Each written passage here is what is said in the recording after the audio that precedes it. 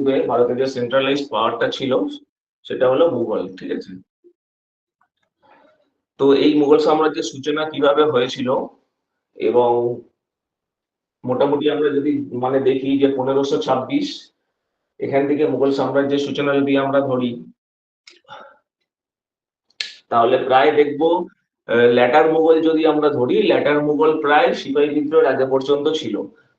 তো মোটামুটি ভাবে ঔরঙ্গজেবের মৃত্যু হচ্ছে 1707। তো মোটামুটি 200 বছর একদম দৃঢ় শাসন এবং তারপরেও আরো প্রায় 150 বছর, অর্থাৎ মোটামুটি ভাবে 300 থেকে 350 বছরের একটা শাসন। তো তো ভারতীয় যে সংস্কৃতি, যে ঐতিহ্য, তার মধ্যে মুঘলদের অনেকটাই অবদান আছে। তাদের কালচার, তাদের রীতিনীতি মানে কিভাবে আমাদের সাথে মিশে গিয়েছিল এবং বর্তমানেও তার আমাদের খাওয়া দাওয়া থেকে শুরু করে নানান জায়গায় মানে শিল্প স্থাপত্য সংস্কৃতিতে তার একটা বড় প্রভাব রয়ে গিয়েছে। তো আজকে আমরা সেটাই স্টার্ট করব যে কিভাবে ভারতবর্ষে মুঘল সাম্রাজ্যের সূচনা হলো বাবরের হাত ধরে।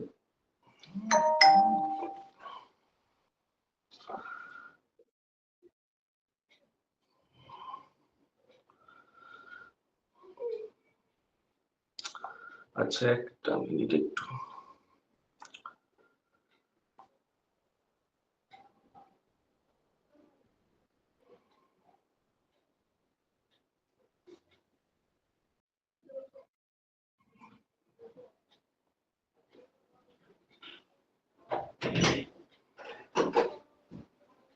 আচ্ছা, স্ক্রিনটা দেখা যাচ্ছে তো? হ্যাঁ স্যার, দেখা যাচ্ছে। ওকে ওকে,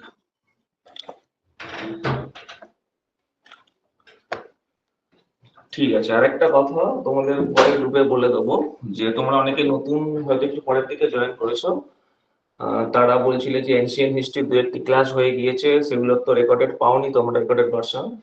তো তোমাদের প্রিয়তর স্যারের সাথে আমার কথা হয়েছে এনসিএন হিস্ট্রি এবং একদম শুরুর দিকে মডার্ন ইন্ডিয়ার যে চ্যাপ্টার উনি পড়িয়েছেন সেইগুলো নিয়ে উনি অ্যাক্টিভ রিকল সেশন তোমাদের সাথে করবেন।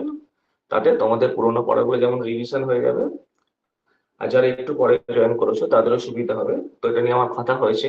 আর তোমাদের আগে যেমন বলেছিলাম, প্রিয়তর স্যার তো আমাদের এনসিএন হিস্ট্রিটা কন্টিনিউ করবেন আপাতত। মিডিয়েবল হয়ে গেলে মডার্ন ইন্ডিয়ান যে মানে হচ্ছে হিস্ট্রি, বিশেষ করে ইন্ডিয়ান ন্যাশনাল মুভমেন্ট, সেটা আমি তোমাদের পড়াবো।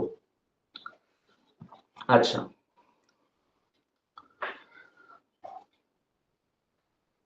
মোটামুটি তো দেখছি অনেকেই জয়েন করে গেছে। ঠিক আছে, তাহলে শুরু করা যাক।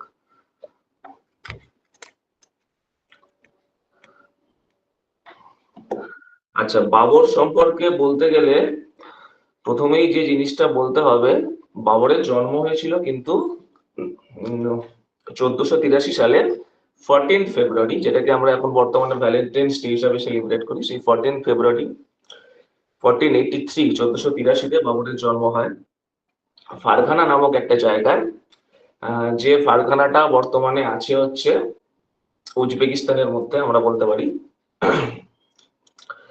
তো বাবরের জন্মের পর থেকেই মোটামুটি ভাবে বাবরকে বহু সমস্যার সম্মুখীন হতে হয়েছিল। কারণ এমন একটা জায়গায় জন্ম ওনার, ঠিক আছে, সেখানে প্রতিনিয়ত মানে লুট, দাঙ্গা এবং আক্রমণ লেগেই থাকতো। তো এই উজবেকিস্তান বর্তমানে যে মানে আগে যেটা ছিল তোমার হচ্ছে ফারঘানা, তো সেখানে বাবর জন্মের পর থেকেই ওই কারণে ছোটবেলা থেকেই বাবর কিন্তু মোটামুটি ভাবে যুদ্ধ কি জিনিস এটা তিনি বুঝে গিয়েছিলেন। বাবরের বাবার নাম ছিল উমর শেখ মির্জা, এখানে হয়তো তোমাদের দেয়া আছে দেখবে নোটে। বাবরের বাবার নাম ছিল উমর শেখ মির্জা, আর মায়ের নাম ছিল কুতলুক নিগার খানম, ঠিক আছে, বা খানুম বলা হয়। কুতলুক নিগার খানুম মানে ওনার মায়ের নাম ছিল। তো উমর শেখ মির্জাও শুরু থেকে নানান রকম আক্রমণ মানে হচ্ছে অন্তর্দ্বন্দ্ব এগুলো নিয়েই ব্যতিব্যস্ত থাকতেন। এবং এই জিনিসগুলো বাবর খুব ছোটবেলা থেকে লক্ষ্য করেছিল। মানে এই জিনিসগুলো বলার উদ্দেশ্য একটাই, একটা মানুষ ছোটবেলা থেকে যে জিনিসগুলো দেখে বা তার চারপাশে যে জিনিসগুলো দেখে বড় হয়, তার মধ্যে কিন্তু নিজের অজান্তেই সেই জিনিসগুলো চলে আসে। তো এই যুদ্ধ বিগ্রহ এবং সেগুলোকে কিভাবে হ্যান্ডেল করতে হবে, মানে টেকনিক্যালি এই দিকগুলো বাবরের মধ্যে ওই জন্য অনেক ছোটবেলা থেকে চলে এসেছিল। মোটামুটি 1483 বললাম, তারপরে 1497, হ্যাঁ, খুব অল্প বয়সে, অ্যাকচুয়ালি বাবরের যিনি বাবা ছিলেন বললাম অমর সিং যিনি মারা গিয়েছিলেন, তখন বাবরের বয়স খুবই কম। তো মোটামুটি 13-14 বছর বয়সে বাবরকে একটা বড় দায়িত্ব নিতে হয়েছিল। আর আরেকটা জিনিস দেখবো কি অদ্ভুত ব্যাপার, দেখবে মানে অনেক মুঘল সম্রাটই মানে মারা গিয়েছেন, তাদের সেই মৃত্যুটা ন্যাচারাল নয়, ঠিক আছে, অ্যাক্সিডেন্টাল আমরা বলতে পারি। বাবরের নিজের মৃত্যু আমরা দেখবো পরবর্তীকালে সেরকমই। বাবরের যে বাবার মৃত্যুটা অনেকটা ওরকম, তিনি হচ্ছে পাকিশালা থেকে ফেরার পথে হঠাৎ করে অসুস্থ হয়ে যান এবং মারা যান, একটা আচমকাই মৃত্যু। তো বাবরের ঘাড়ে একটা বিশাল দায়িত্ব এসে পড়ে। তো সেই সময় কি হয়, বাবর মানে মোটামুটি যেটা বুঝেছিলেন যে ফারগানাটা যদি আমি পুরোটা দখল করতে পারি এবং একটা সেন্ট্রালাইজড মানে পাওয়ার যদি এখানে আমি রাখতে পারি, তাহলে আমার সাম্রাজ্য বিস্তারটা সহজ হয়ে যাবে। এখানে আরেকটা দিক আমাদের মনে রাখতে হবে, বাবর কিন্তু পৈতৃক সূত্রে কার বংশধর, তৈমুর লং। যে তৈমুর লংকে আমরা জানি যে তিনি কি ভয়ানক যোদ্ধা ছিলেন, সেই তৈমুর লঙ্কের পঞ্চম পুরুষ হচ্ছেন বাবর। তো সেদিক থেকেও বাবরের মনে একটা উচ্চাকাঙ্ক্ষা ছিল যে তৈমুর লং কত কিছু জয় করেছেন, কত বড় বড় জায়গা, আর সেখানে একটা ছোট্ট ফারখানার মধ্যে আমি আটকে থাকবো। তো এই একটা দুঃখ বাবরের মধ্যে ছিল। তো বাবর সেই কারণে 1497 প্রথমবার চেষ্টা করলেন যে ফারখানাটাকে দখল করা। দখল তিনি করলেন, তখন তার বয়স দেখো কত অল্প, মানে মোটামুটি 13-14 বছর বয়স তার। তো কিন্তু সেটা বেশি দিন তিনি রাখতে পারবেন না নিজের দখলে। কেন, ওই যে বললাম, মানে বিশ্বাসঘাতকতা, অন্তর্দ্বন্দ্ব, এই জিনিসগুলো ওখানে মানে কন্টিনিউসলি চলছিল। মানে নিজের সেনারাই হঠাৎ করে বিদ্রোহ করে দেয়া, বা খুব কাছের লোক কথা না রেখে হঠাৎ করে মানে বিদ্রোহ করে দিল, এইসব অন্তর্দ্বন্দ্বে তিনি জেরবার হয়ে মোটামুটি খুব অল্প টাইমে, মোটামুটি 100 দিনের মধ্যে তিনি সাম্রাজ্যটাকে আবার হারিয়ে ফেললেন। এরপরে আর একবার তিনি চেষ্টা করেছিলেন 1501-এ, কিন্তু সেইবারেও পারেননি। মানে হচ্ছে সামারখন্দ, মানে অ্যাকচুয়ালি তিনি সামারখন্দ দখলের চেষ্টা করেছিলেন। মানে যেটা বললাম, তো সামারখন্দটাকে তিনি তো মানে দখল করতে পারলেন না। প্লাস তার রাজ্য যে ফারগানা, সেটাকেও তিনি মোটামুটি 1501-এ হারিয়ে ফেললেন। তো এর ফলে বাবরের অবস্থাটা খুবই করুণ হয়ে গিয়েছিল, যে না সামারখন্দ তিনি যেটা দখল করতে চেয়েছিলেন সেটা পারলেন না, তার রাজ্যটা ফারগানাটাকে তিনি করতে পারলেন। তো সেই সময় বাবর মোটামুটি ভাবে পারস্যে আশ্রয় নেয়, এবং ওই সময় যে অটোমান সাম্রাজ্যের যে রুলার বা পারস্যের যে রুলার, তাদের সাথে কিন্তু বাবরের একটা সখ্যতা গড়ে ওঠে। তোমরা পরবর্তীকালে যখন দেখবে যে হুমায়ুন শেরশাহের কাছে পরাজিত হওয়ার পরে দীর্ঘ 10 বছর পরে যখন শেরশাহ মারা গেলেন, তখন হুমায়ুন যখন পুনরায় অ্যাটাক করছেন, তোমাদের একটু পরে ওটা বলবো, ব্যাটেল অফ সিরিজ যেটা আছে, সেইখানে কিন্তু হুমায়ুনকে সাহায্য করছেন যে পার্সিক রুলার তাহমাস, ঠিক আছে। এই যে তাহমাস যে পার্সিক রুলার হুমায়ুনকে কেন সাহায্য করলেন, এর কারণ হচ্ছে অনেক আগে থেকেই কিন্তু মুঘলদের সাথে এই পার্সিক রুলারদের একটা কিন্তু ভালো সমঝোতা বা বোঝাপড়া ছিল, এটা বাবরের আমলেই এস্টাবলিশড হয়েছিল। বাবরও যখন নিজের রাজ্য হারালেন, দেখো বলছি, তখনও গিয়ে কিন্তু সেই পারস্যের আশ্রয় নিচ্ছে। অটোমান সাম্রাজ্যের রুলার, পারস্যের রুলার, এদের সাথে অলরেডি একটা সখ্যতা কিন্তু হুমায়ুনের অনেক আগে থেকে ছিল, বাবরের সময় থেকে। তো এদের সাহায্য নিয়েই মোটামুটি বাবর একটা সেনাবাহিনী তৈরি করেন। এবং প্রথম যে জিনিসটা তিনি করেন, তিনি মানে হচ্ছে বুঝতে পারেন যে একটা যদি আমার স্থায়ী রাজ্য না থাকে, তাহলে সেটাকে কেন্দ্র করে তো আমি বাড়াবো, তাহলে সেটা কি করব। তো সেই মুহূর্তে প্রথম তিনি যেটা করলেন, 1504-এ তিনি হচ্ছে কাবুল জয় করলেন। জিনিসটা গল্পের মতো শুনে যাও, ঠিক আছে, এখানে আমি নোটে যেটা দেওয়া আছে আমি বানিয়েছি নোটটা। তো মোটামুটি এই জিনিসগুলোই আছে, আমি একটু গল্পের মতো করে বলে দিচ্ছি। 1504-এ স্যার, তিনি কি করলেন, হ্যাঁ বলো। বাবরের মায়ের নামটা একবার বলবেন? বাবরের মায়ের নাম কুতলুক নিগার খান বা খানুম। এটা খাতুম আছে। ওই আর কি, মানে কোথায় খান, কোথাও খানুম, কোথাও খাতুম থাকে, ওটা অতটা ইম্পর্টেন্ট নয়, ঠিক আছে। এই নামগুলো বিভিন্ন জায়গায় বিভিন্ন রকম ভাবে একটু দেয়া থাকে, ঠিক আছে। কুতুলুক নিগার খান দেয়া থাকে কোথায়, কোথাও কুতুলুক নিগার খানুম দেয়া থাকে, ঠিক আছে। তো কুতুলুক নিগারটা মনে রাখো, তাহলেই হবে, কুতুলুক নিগার খানুম। আচ্ছা, তো এই হলো 1504-এ বাবুল মানে হচ্ছে বাবর চেষ্টা করলেন যে তাহলে আমাকে একটা সেন্ট্রালাইজ স্টেট করতে গেলে একটা রাজ্য দখল করতে হবে। তো ফার্স্ট যেটা তিনি করলেন, সেটা তিনি কাবুল দখল করলেন, ঠিক আছে, 1504-এ। কাবুল তো তিনি দখল করলেন। তো কাবুল দখল করার পরে কিন্তু বাবর দেখলেন এখানেও সাম্রাজ্য স্থায়ীভাবে চালানো মুশকিল। কারণ সেই অর্থে তার বিশাল একটা সেনাবাহিনী যে তিনি প্রতিষ্ঠিত করতে পেরেছেন তা নয়। দ্বিতীয় কথা, একটা রাজ্য চালাতে গেলে যে ধনসম্পত্তির প্রয়োজন সেটাও কিন্তু তার কাছে নেই।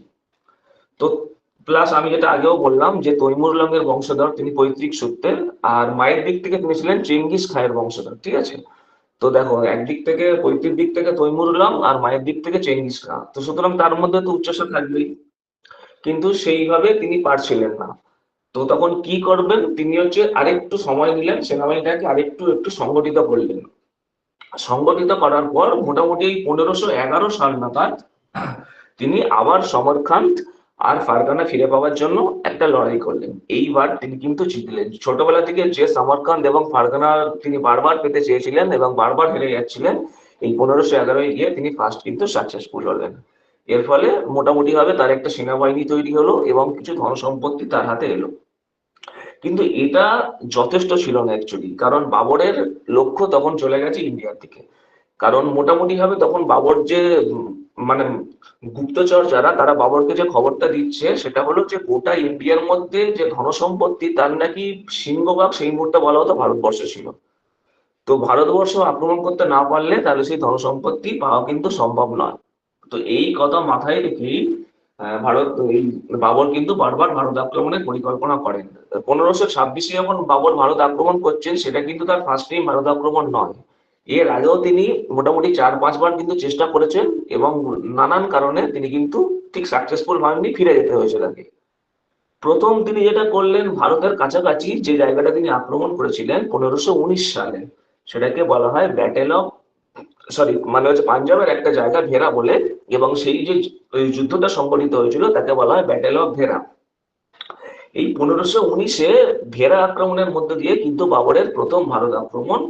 এবং একটা কোয়েশ্চেন এখানে আসে একটু, যে বাবর প্রথম গান পাউডারের ব্যবহার কোথায় করেছিলেন, কারণ আমরা পরবর্তীকালে দেখবো যে বাবরের ভারত জয়ের মানে মানে এতে যে মুখ্য ভূমিকা নিয়েছিল সেটা হলো কামান আর বারুদের যে ব্যবহারটা। তো এই গান পাউডারের ব্যবহার কিন্তু বাবর ফার্স্ট টাইম করলেন এই ব্যাটেল অফ ভেরাতে স্যার 1519 এটাতে সালে। কি রুমি কৌশলের ব্যবহার করেছিলেন? আমাকে প্লিজ ইন্টারাপ্ট করো না, আমি সব বলে দেবো, কিন্তু ইন্টারাপ্ট করলে আমার ফ্লোটা নষ্ট হয়ে যাবে, ঠিক আছে? একটুখানি শুনে নাও মন দিয়ে, শেষে প্রশ্নগুলো করবে। না, এটাতে রুমি কৌশল সেইভাবে ব্যবহার হয়নি। আচ্ছা, 1519-এ ব্যাটেল অফ ভেরাতে তাহলে গান পাউডারের ব্যবহার হলো। এরপরে বাবর ঠিক করলেন যে ভারত আক্রমণ করতে গেলে যে মেন যে জায়গাটা আমাকে আক্রমণ করতে হবে এবং দখল করতে হবে সেটা হলো দিল্লি এবং আগ্রা। কারণ আমরা জানি সেই সময় যে সেন্ট্রালাইজড যে শাসনটা ভারতবর্ষে সেটা দিল্লি থেকে চালানো হচ্ছিল, এবং সেটা চালাচ্ছিলেন হচ্ছে ইব্রাহিম লোদি। ওকে। আর সেই সময় দেখো ভারতের মধ্যে একটা অন্তর্দ্বন্দ্ব তৈরি হয়ে গেছে। বাংলায় যিনি শাসন করছেন মোটামুটি ভাবে তারাও কিন্তু মোটামুটি ভাবে মুঘল এই দিল্লির শাসন মানছে না। দক্ষিণে আছে বিজয়নগর, ঠিক আছে। এছাড়াও আরো ছোট ছোট অনেক রাজ্য স্বাধীন হয়ে উঠেছে। তো ফলে দিল্লির ইব্রাহিম লোদির যে লোদি বংশের যে শাসনটা তখন চলছে, তার কিন্তু গোটা ইন্ডিয়ার উপর কন্ট্রোল ছিল না। এই জায়গাটা বাবর কিন্তু লক্ষ্য করলেন এবং এই সুযোগটা তিনি পেয়েও গেলেন। কারণ দেখবে ভারতবর্ষের ইতিহাসে বারে বারে কিন্তু অন্তর্দ্বন্দ্ব এবং বিশ্বাসঘাতকতা সাহায্য করে দিয়েছে বাইরের শক্তিকে ভারত আক্রমণের জন্য। এই ক্ষেত্রেও তাই হলো।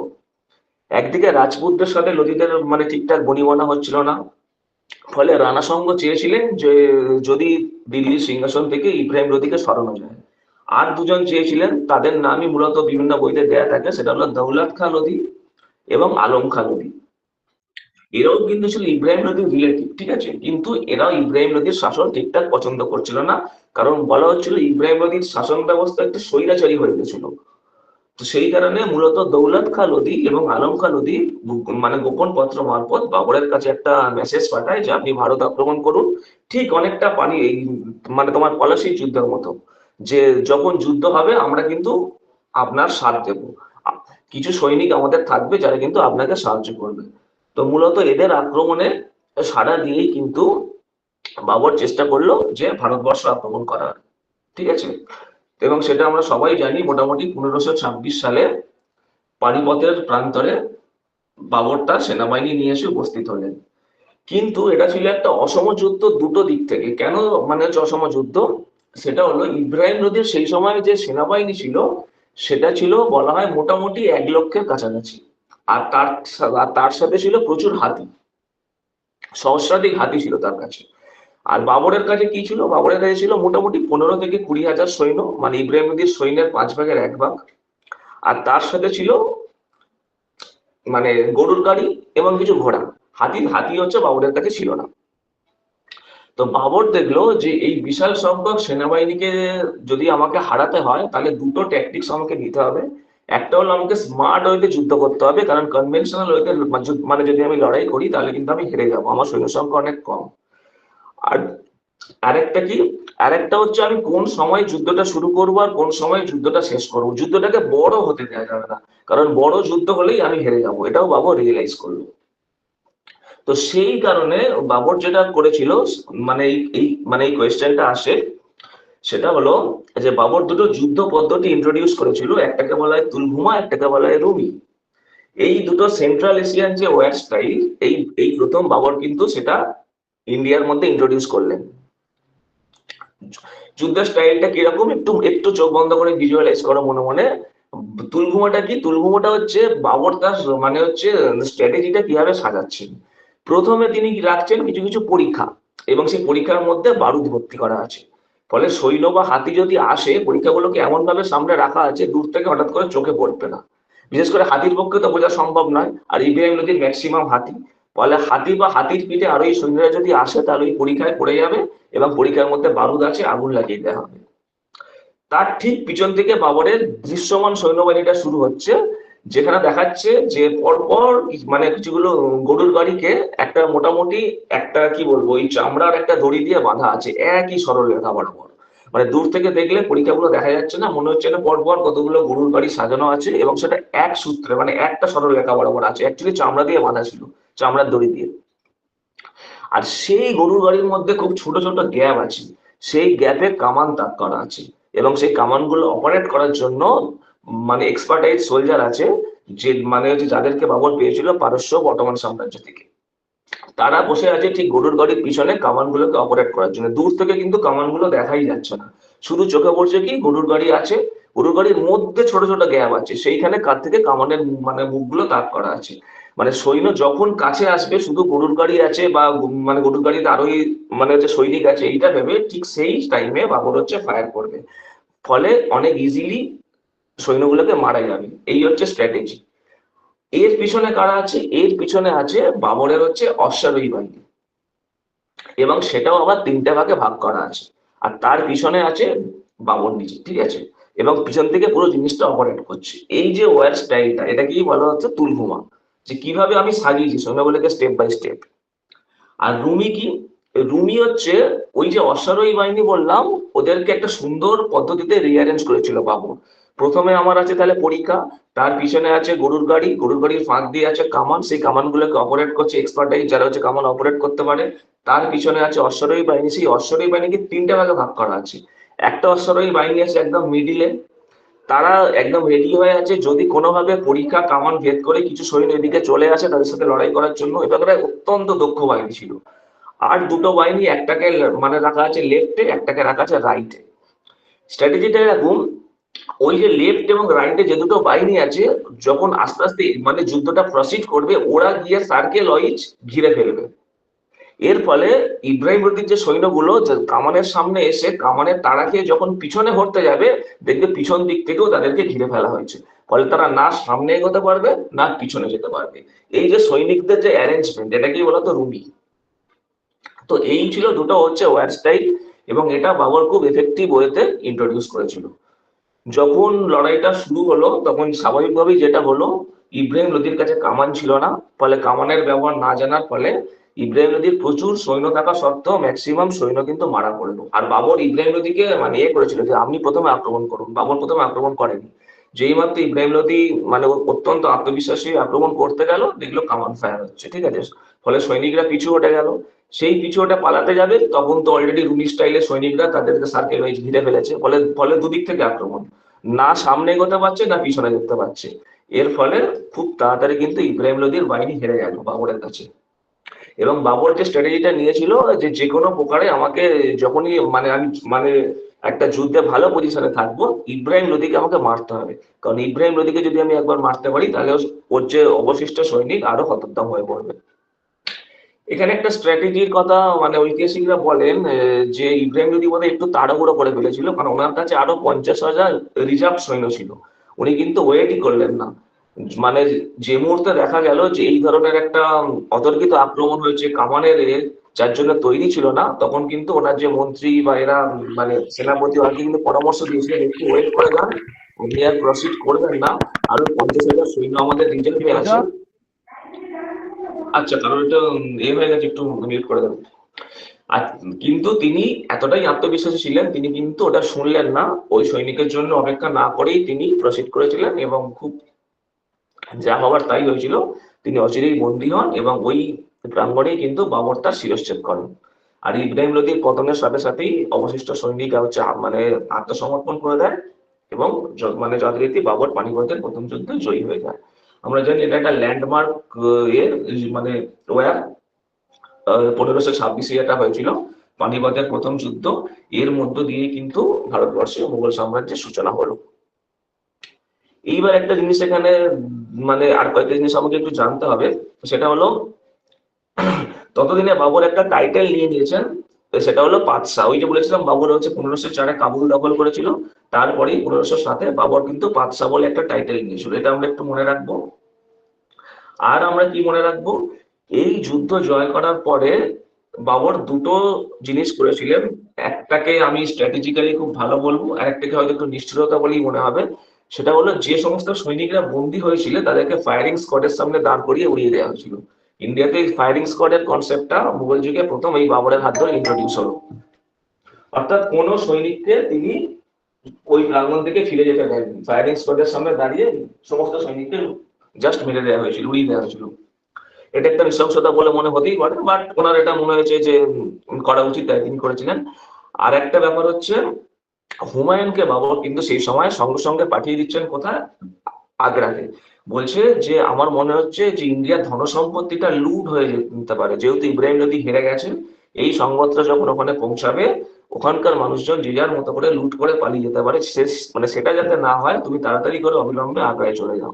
এবং সেই কথা মতো হুমায়ুন খুব তাড়াতাড়ি আগ্রায় পৌঁছায় এবং আগ্রায় পৌঁছে ওখানে যারা ছিল তাদেরকে মোটামুটি ভাবে বন্দী করা হয়। তার মধ্যে একজন বন্দী হয়ে যান যিনি ছিলেন রাজা অফ গোয়ালিয়র, মানে ওনার নাম ছিল বিক্রমজিৎ। এই বিক্রমজিতের পরিবার তখন কিন্তু একটা কাতর মানে হচ্ছে আরতি জানায় যে আমাদের মুক্তি দেওয়া হোক, আমাদের চলে যেতে দেওয়া হোক, তার বিনিময়ে আমরা একটা জিনিস দিয়ে যাচ্ছি, সেই জিনিসটা কিন্তু কোহিনূর। কোহিনূর কিন্তু এইভাবে কিন্তু রাজা অফ গোয়ালিয়র বিক্রমজিতের হাত থেকে মুঘলদের কাছে এসেছিল। আমরা দেখবো পরবর্তীকালে ল্যাটার মুঘল পিরিয়ডে সেই কোহিনূরটা হাতছাড়া হয়ে যাচ্ছে। যখন হচ্ছে আদিল শাহ ভারত আক্রমণ করছেন, সেই কোহিনূরটা আস্তে আস্তে মানে মানে মুঘলদের হাত থেকে বেরিয়ে পরবর্তীকালে রঞ্জিত সিং এর কাছে যাচ্ছে, রঞ্জিত সিং এর হাত থেকে আস্তে আস্তে ব্রিটেনের যে রানী ওনার কাছে চলে যাচ্ছে। এই কোহিনূরের একটা হিস্ট্রি আছে, সেটা আমি পরে বলবো। এই কোহিনূরটাকে অভিশপ্ত বলা হতো, মানে কোহিনূরটা যার কাছে যখনই গেছে তার কিন্তু আস্তে আস্তে ডিক্লাইন হয়ে গেছে, ঠিক আছে, খুব বেশি দিন তিনি হচ্ছে এ করতে পারেননি। যেমন দেখবে বাবরের কাছে কোহিনূর এসেছিল, বাবর কিন্তু বেশি দিন বাঁচেনি, ঠিক আছে। তো এই একটা হিস্ট্রি আছে। পরবর্তীকালে রঞ্জিত সিং এর হাতেও যখন কোহিনূরটা যায়, তারপরে তিনি বেশি দিন মানে তার সাম্রাজ্য এ করতে পারেননি, চালিয়ে যেতে পারেননি। তো এই একটা কোহিনূরের ক্লাস যদি আমি পরে টাইম পাই তোমাদের বলে দেবো। মোটামুটি কোহিনূরটা কিভাবে মোগলদের হাতে এসেছিল সেটা তোমাদের বললাম। আচ্ছা, আর যে জিনিসগুলো আমার বলার আছে এখান থেকে সেটা হলো বাবর সম্পর্কে বলতে গেলে, বাবরের অ্যাকচুয়ালি যে নামের মানে কিন্তু টাইগার বলা হতো, লেপার্ড বা চিতাবাঘ বলা হতো। আর সত্যি চিতাবাঘের মতোই ছিল তার কিন্তু তীব্রতা। এইটা একটা জিনিস আমরা মনে রাখবো। আর কি মনে রাখবো সেটা হলো যে মুঘলদের যে কোড ল্যাঙ্গুয়েজ যেটা মানে বাবরের হাত ধরে ইন্ট্রোডিউস হলো সেটা হলো পার্সি, ঠিক আছে। এটা আমরা মনে রাখবো যে কোড ল্যাঙ্গুয়েজ অফ মুঘল বলে আনসার হবে পার্সি। আর ক্যাপিটাল অফ মুঘল তাহলে বাবরের আমলে ছিল হচ্ছে আগ্রা, ঠিক আছে। এই আগ্রাতেই প্রথমে হচ্ছে মুঘলদের রাজধানী ছিল। পরবর্তীকালে এটাকে দিল্লিতে স্থানান্তরিত করেছিলেন শাহজাহান। তাহলে যতক্ষণ না শাহজাহান আসছে ততক্ষণ পর্যন্ত মুঘলদের রাজধানী মানে আমাদের ছিল আগ্রা, এই জায়গাটা মনে রাখবো। আচ্ছা, আর একটা জিনিস আমাদের একটু এখান থেকে মনে রাখতে হবে, সেটা হলো বাবরের পুরো নাম হচ্ছে জাহিরুদ্দিন মোহাম্মদ বাবর। আরেকটা নাম আছে সেটা অনেকটা বড়, অতটা মনে রাখার দরকার নেই, মোটামুটি জাহিরুদ্দিন মোহাম্মদ বাবর মনে রাখলেই হবে। বাবর কিন্তু ছিল মানে খুব এত যুদ্ধ বিগ্রহ করার পরেও বাবর কিন্তু খুব লিটারেট একজন লোক ছিল। তিনি তার নিজের আত্মজীবনী লিখেছিলেন। তার আত্মজীবনীটার নাম হচ্ছে তুজুক ই বাবরি, ঠিক আছে, তুজুক ই বাবরি, যেটা 4টি তুর্কি ল্যাঙ্গুয়েজে লেখা। এগুলো দেয়া আছে পরে, ঠিক আছে, চিন্তা কিছু নেই, এগুলো আমাদের দেয়া আছে নিশ্চয়ই। তো বাবরের যে আত্মজীবনী, সেই আত্মজীবনীটার নাম ছিল তুজুক ই বাবরি। সেটা 4টি তুর্কি ল্যাঙ্গুয়েজে লেখা। সেই আত্মজীবনীটা মানে বলা হয় মুঘলদের আমলে মানে সাহিত্যে যে যে গ্রন্থ রচিত হয়েছে তার মধ্যে অত্যন্ত গুরুত্বপূর্ণ হচ্ছে এই তুজুকি বাবরি। আহ এটা বাবরের আত্মজীবনী এবং এটাকে পরবর্তীকালে ট্রান্সলেট করা হয়েছে। পার্সিতে যিনি ট্রান্সলেট করেছেন মানে পার্সিয়ান ল্যাঙ্গুয়েজে, তিনি হলেন আব্দুল রহিম খান। ওকে। আর ইংলিশে এটাকে ট্রান্সলেট যিনি করেছেন তিনি হলেন ম্যাডাম ব্যাবারিজ। তো এই 4টি তুর্কি ল্যাঙ্গুয়েজকে তাহলে সরি এই তো মানে তোমার হচ্ছে তুজুকি বাবরিকে তাহলে পরবর্তীকালে দুটো জায়গায় ট্রান্সলেট করা হলো। একটা পার্সিয়ানে আব্দুল রহিম খান করলেন এবং তখন তার নাম হয়ে গেল বাবর নামা। আর একটা করলেন ম্যাডাম ব্যাবারিজ, ঠিক আছে, ইংলিশে ট্রান্সলেট করলেন। এই জায়গাটা আমরা একটু মনে রাখবো।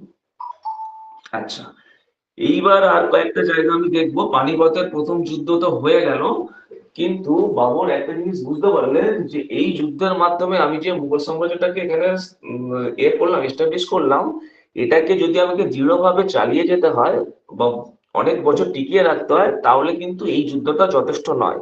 এবং সেটাই হয়েছিল। দেখবে বিভিন্ন সময় হয়েছে যারা বহিঃশত্রুকে মানে আক্রমণের জন্য ডেকেছে অন্তর্বিরোধের জন্য, তারা পরবর্তীকালে বুঝতে পেরেছে যে ডাকাটা ভুল হয়ে গেছে এবং নিজেরা ফার্দার বিদ্রোহ করেছে, যুদ্ধ করেছে। ঠিক এই জিনিসগুলো দৌলত খাঁ লোধি, আলম খাঁ লোধি বা রানা সঙ্গের ক্ষেত্রেও হয়েছে। এরা একটা টাইমে মনে করেছিল যে ইব্রাহিম লোধি শাসনটা উচ্ছেদ করা প্রয়োজন। পরবর্তীকালে মনে হয়েছে বাবর আসায় এদের আরো অসুবিধা হয়ে গেছে, সুবিধা কিছু হয়নি। ফলে এরাও পরবর্তীকালে বাবরের বিরুদ্ধে কিন্তু একটা পর একটা বিদ্রোহ করেছে এবং যুদ্ধ করেছে। তার মধ্যে একটা খুব গুরুত্বপূর্ণ যুদ্ধ, সেটা হলো ব্যাটেল অফ খানুয়া, ঠিক আছে। খানুয়া বর্তমানে আমাদের ফতেপুর সিক্রি, একটু দেখে নিও সম্ভবত। তো এই ব্যাটেল অফ খানুয়াতে আমাদের রানা সঙ্গর সাথে হচ্ছে বাবরের যুদ্ধ হচ্ছে। এটাও খুব গুরুত্বপূর্ণ একটা যুদ্ধ, কারণ ব্যাটেল অফ খানুয়াতে বাবর যদি হেরে যেত তাহলে কিন্তু মুঘল সাম্রাজ্যটা দীর্ঘস্থায়ী হতো না। ঠিক ব্যাটেল অফ পলাশির পরে যেমন ইস্ট ইন্ডিয়া কোম্পানিকে ব্যাটেল অফ বক্সার জিততে হয়েছিল, ঠিক অনেকটা সেরকম টাইপের যুদ্ধ এটা। তো ব্যাটেল অফ খানুয়াতে বাবর কিন্তু রানা সঙ্গকে হারিয়ে দিলেন এবং এর ফলে মোটামুটি মুঘল সাম্রাজ্যের ভিত্তিটা স্থায়ীভাবে স্থাপিত হয়ে গেল। একটা প্রশ্ন আসে এখান থেকে যে বাবর একটা উপাধি নিয়েছিলেন, সেটাকে বলা হতো গাজী। এই উপাধিটা তিনি কোন যুদ্ধের পর নিয়েছিলেন? আনসার হয় battle of Khanua. After battle of Khanua in 1527 Babur adopted the title Ghazi. এটা আমরা একটু মনে রাখবো। এরপরে আরো দুটো যুদ্ধ হচ্ছে। সেই যুদ্ধগুলো হচ্ছে ব্যাটেল অফ চান্দোয়া, একটা যেখানে বাবর হারিয়ে দিচ্ছেন মেদিনী রায়কে 1528 সালে। হ্যাঁ, দেয়া আছে ওগুলো, ঠিক আছে, মোটামুটি যা বললাম সবই কম বেশি দেয়া আছে। 1528 সালে ব্যাটেল অফ চান্দোয়া, যেখানে বাবর হারিয়ে দিচ্ছেন হচ্ছে মেদিনী রায়কে। আর একটা হচ্ছে লাস্টে হচ্ছে ব্যাটেল অফ ঘাগড়া, ঠিক আছে। ব্যাটেল অফ ঘাগড়াতে বাবরের সাথে যুদ্ধ হচ্ছে মাহমুদ লোদির। এই মাহমুদ লোদি হচ্ছে ইব্রাহিম লোদির ভাই বলা যেতে পারে, ঠিক আছে, ভাই আর কি। এই মাহমুদ লোদির সাথে যখন যুদ্ধ হচ্ছে ব্যাটেল অফ ঘাগড়া 1529-এ, তখন আরেকজন মাহমুদ লোদি মানে হয়ে যুদ্ধ করছেন, তিনি হচ্ছেন বাংলার শাসক নাসরাত, হ্যাঁ কি বলে, নাসরাত শাহ। তো এইটাও আমাকে কিন্তু মনে রাখতে হবে, মাহমুদ লোদি এবং নাসরাত শাহ মিলিতভাবে এই যুদ্ধটা করছে 1529 সালে, কিন্তু এটাতেও বাবর জয়লাভ করছে। তো তাহলে 4টে ব্যাটেল: 1526-এ পানিপথের প্রথম যুদ্ধ, 1527-এ খানুয়ার যুদ্ধ, 1528-এ ব্যাটেল অফ চান্দেরি এবং 1529-এ ব্যাটেল অফ গারগাড়া। এই 4টে লড়াই আমরা মনে রাখবো। তো এই 4টের পরে মোটামুটি হবে মানে মোটামুটি হবে কেন, পুরোপুরি ভাবেই হচ্ছে মুঘল সাম্রাজ্য স্থায়ীভাবে প্রতিষ্ঠিত হয়ে যায় এবং মানে বাবরের নাম মোটামুটি ভারতবর্ষের ইতিহাসে একটা স্থায়ীভাবে লেখা হয়ে গেল মুঘল সাম্রাজ্যের প্রতিষ্ঠাতা হিসাবে। কিন্তু বাবর এই যে এত কষ্ট করে এটাকে করলেন, কিন্তু খুব বেশি দিন তিনি ভোগ করতে পারলেন না। 1526-এর পানিপথের প্রথম যুদ্ধের পর 1530-এ বাবর মারা যাচ্ছেন। তো মোটামুটি 4 বছর তিনি রাজ্য পরিচালনা করেছিলেন। এই প্রসঙ্গে একটা গল্প আছে, সেটা হলো যে বাবর হুমায়ুনকে খুব ভালোবাসতেন এবং হুমায়ুনকে তিনি আগ্রা দেখভালের জন্য মূলত করেছিলেন, পাঠিয়েছিলেন। তো হুমায়ুন যেখানে ছিলেন হঠাৎ করে সেখানে খুব অসুস্থ হয়ে পড়েন। বাবরের কাছে খবর চায়, বাবর যায় এবং খুবই খারাপ অবস্থা তখন হুমায়ুনের। এটা একটা কথিত আছে যে হুমায়ুন তখন শয্যাশায়ী, বাবর নাকি হুমায়ুনের শয্যার চারিদিকে 3 বার প্রদক্ষিণ করেন এবং আল্লাহর কাছে প্রার্থনা করেন যে হুমায়ুনের অসুস্থতা যেন তার হয় এবং হুমায়ুন যেন সম্পূর্ণ সুস্থ হয়ে যায়। অদ্ভুত ভাবে এই ঘটনার কিছুদিন পর থেকে হুমায়ুন ধীরে ধীরে সুস্থ হয়ে ওঠেন এবং বাবর ধীরে ধীরে অসুস্থ হয়ে পড়েন এবং আলটিমেটলি বাবর মারা যান। এই প্রসঙ্গে ঐতিহাসিকদের মধ্যে আরেকটা মতবাদ আছে, সেটা হলো বলা হয় যে হ্যাঁ হুমায়ুন সুস্থ হয়ে উঠেছিলেন, কিন্তু বাবরের অসুস্থতার পিছনে অন্য একটা কারণ দায়ী ছিল, সেটা হলো বিষ প্রয়োগ। পানিপথের প্রথম যুদ্ধে ইব্রাহিম লোদিকে পরাজিত করলেও ইব্রাহিম লোদির যে মা ছিলেন তাকে কিন্তু বাবর সসম্মানে নিজের কাছে আশ্রয় দিয়েছিলেন, কিন্তু ইব্রাহিম লোদির মা ওটা মেনে নিতে পারেননি, পুত্রের মৃত্যু এবং বাবরের আগমনটাকে। তাই বাবর যতই তাকে সম্মান দিয়ে রাখুন, তার মনের মধ্যে যে রাগটা ছিল সেখান থেকে তিনি বিষ প্রয়োগ করেছিলেন, যে বাবরের যে খাবার গুপ্তচর বা দাসী মারফত সেই খাবারে বিষ প্রয়োগ করেছিলেন তিনি, এবং সেই বিষক্রিয়ার কারণেই বাবর অসুস্থ হয়ে পড়েন এবং আস্তে আস্তে বাবর মারা যান। তো এটাও একটা প্রচলিত মতবাদ। তো যাই হোক, এই হলো মোটামুটি ভাবে বাবর সম্পর্কে আমার যেটা বলার ছিল। আর বাবরের আর্কিটেকচারের কথা যদি বলতে হয়, হ্যাঁ আর্কিটেকচার নিয়ে পরে একটা ক্লাস আলাদাভাবে তোমাদের করতে হবে মুঘলদের উপর। সেটা হলো তিনি নির্মাণ করেছিলেন কাবুলিবাগ মসজিদ অফ পানিপথ এবং জামা মসজিদ অফ সম্বল।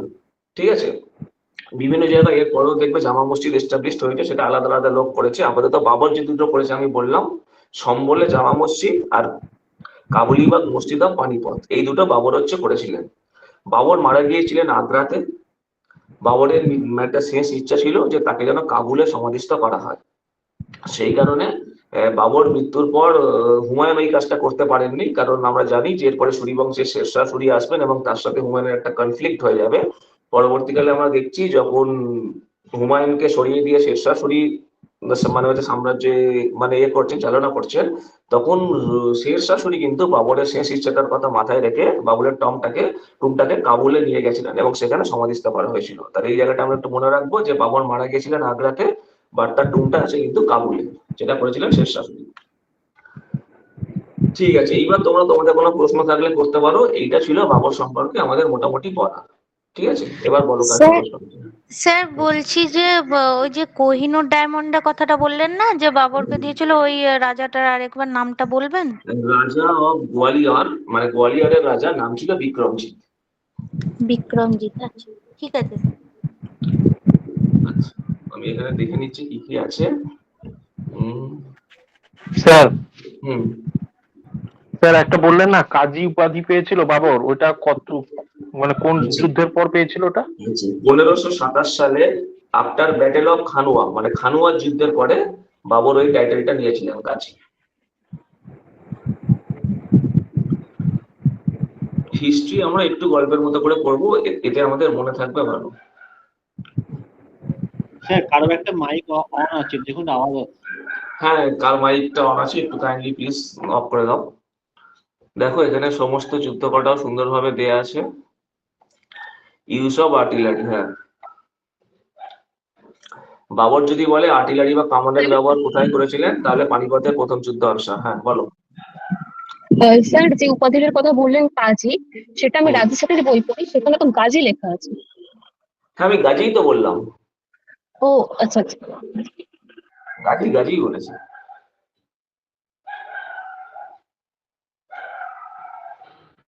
এইখানে ওরা চেষ্টা করেছে একটু ওই যে তোমাকে ওয়ার স্টাইলটা বলছিলাম সেটা ছবি দিয়ে বোঝাতে। তো ঠিক আছে স্যার হুম, ওই কোর্ট ল্যাঙ্গুয়েজটা পার্সি বললেন তো? পার্সি। আর আর উনি যে ক্যাপিটালটা ছিল আগ্রাতে। হ্যাঁ, আর উনি যে বইটা লিখেছিলেন ওটা আবার টার্কিশ ভাষা লিখেছিলেন।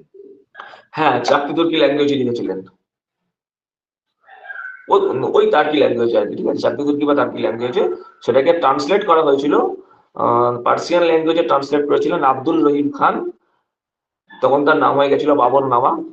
আর পরবর্তীকালে ইংলিশে ট্রান্সলেট করেছিলেন ম্যাডাম ব্যাভারিজ, BABRIDGE। স্যার এই গান পাউডারটা কি বাবরই প্রথম এখানে স্টার্ট করেছিলেন না উনি পপুলারাইজেশন করেছিলেন? ইন্ডিয়াতে প্রথম বাবর, ঠিক আছে, ব্যাটেল অফ ভেরাতে। যদি গান পাউডার শব্দটা মেনশন করে দিয়ে প্রশ্ন করে আনসার নেবে ব্যাটেল অফ ঘেরা। যদি বলে আর্টিলারির ব্যবহার প্রথম, কামানের ব্যবহার প্রথম কোথায় করেছিলেন, পপুলারলি আনসার নেওয়া হয় first battle of Panipat. Okay. Hello sir. Hmm, hello হ্যাঁ বলো, শুনতে পাচ্ছি। স্যার, বলছিলাম কি আমরা বাবরের সম্পর্কে এখানে পড়তে গিয়ে একটা যেমন প্রচুর যুদ্ধের কথা আমরা ইতিহাসে পাই, যেমন যুদ্ধতে হয় না যে কার সাথে হয়েছিল আর কাদের মধ্যে হয়েছিল, কে জয়লাভ করেছিল আর কবে হয়েছিল, তো এইগুলো কি কোনো শর্ট লিস্ট পাওয়া যাবে স্যার? এইগুলো শর্ট লিস্ট, এগুলো শর্ট লিস্ট বলতে মানে আমাদের পড়ার মধ্যে আমরা আলাদা করে মানে পড়িয়ে দেবো। দেখো এখানে চারটে দেখো আলাদা করে আমরা দিয়ে দিয়েছি, 1526, 1527, 1528, 1529। এরপরে যখন আমি আকবর পড়াবো, হুমায়ুন শেরশাহর মধ্যে খুব ইম্পর্টেন্ট কিছু নেই, যখন আকবর পড়াবো ওখানেও আলাদা করে দিয়ে দেবো, ঠিক আছে? তো আচ্ছা স্যার, যখন যখন যেখানে হবে আমরা হচ্ছে মানে করবো, চেষ্টা করবো চার্ট করে দিয়ে দেওয়ার। ঠিক আছে স্যার। স্যার বলছি যে যখন কোশ্চেন এরকম দেবে যে বাবর প্রথম গান পাউডারের ব্যবহার করেন কোন যুদ্ধে, তখন লিখবো ব্যাটেল অফ ফেরা, তাই তো? হ্যালো, হ্যাঁ হ্যাঁ হ্যাঁ তাই। হ্যাঁ। আর বলছি যে স্যার তুলুগুমা আর রুমি পদ্ধতি বললে তখন লিখবো পানিপথ। হ্যাঁ হ্যাঁ হ্যাঁ ঠিক আছে স্যার। জেনারেলি কন্টেম্পোরারি বিজয়নগর এম্পায়ারে মানে ওখানে কে ছিল একটু নামটা একবার বলবেন? না না মানে ওইটা ইম্পর্টেন্ট নয়, ঠিক আছে? এই সময় ওটা ইম্পর্টেন্ট। ওকে। ওই সময় মানে প্রচুর পাওয়ার ছিল চারিদিকে, তো যে যে জিনিসটা ইম্পর্টেন্ট ওদের মধ্যে ইউনিটি ছিল না, ওইটা শুধু মনে রাখবে। আচ্ছা, এইখানে দেখো যে কোটেশনটা দিয়েছে, এটা এতটা ইম্পর্টেন্ট নয়, আমি জাস্ট এর জন্য দিয়ে রেখেছি। Babar was the most brilliant Asiatic prince of his age, এটা বলছেন লেনপুল। আরো কয়েকটা হয়তো দিয়েছে, Vincent Smith, Babar was a great soldier and conqueror but not a great administrator. তো এগুলো যারা হচ্ছে অপশনাল হিস্ট্রি যখন পড়বে তখন আমি আরো বলে দেবো, যাদের অপশনাল নেই তাদের এত ডিটেলসে জাস্ট একবার গল্পের ছলে পড়বে, খুব ইম্পর্টেন্ট নয় এই জায়গাটা, ঠিক আছে? এই যে কোটেশন গুলো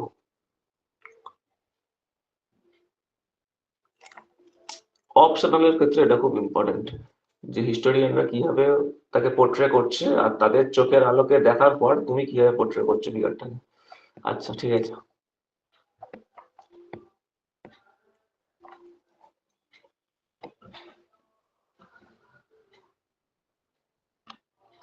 আচ্ছা, বাবর তাহলে মোটামুটি ভাবে হলো।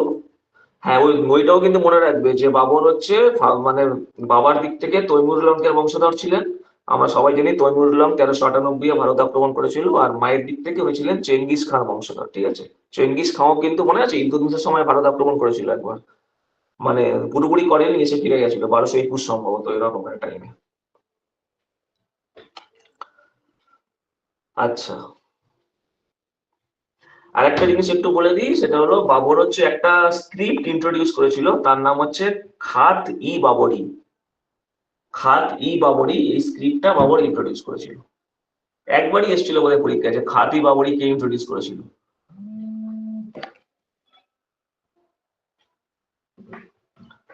একটা মিনিট, একটু একটা কল এসছে। স্যার, হ্যাঁ বলো। ওই যে চেঙ্গিস খানের আক্রমণটা যেটা বললেন, ওইটা কি ওই যে ওই জালালউদ্দিন মঙ্গোরবনি যে পালিয়ে এসেছিল ওই সময়টার কথা বললেন? হুম হুম হুম।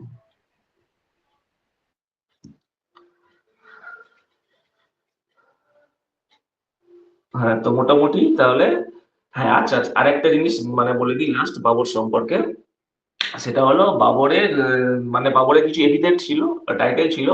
বাবরকে বলা হয় প্রিন্স অফ অটোবায়োগ্রাফি, আর একটা বলা হয় প্রিন্স অফ মুঘল গার্ডেন।